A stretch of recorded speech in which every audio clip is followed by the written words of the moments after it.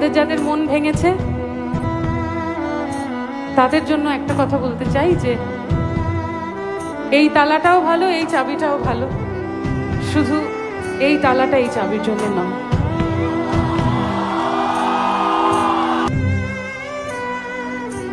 আর যদি কেউ কখনো তোমায় ছেড়ে চলে যায় তাকে বলে দিও তুমি অন্য কারোর সঙ্গে বেঁধে। সবাই মিলে একটু গাই, একটু গাইবো তো, কমান। তুমি যাকে ভালোবাসো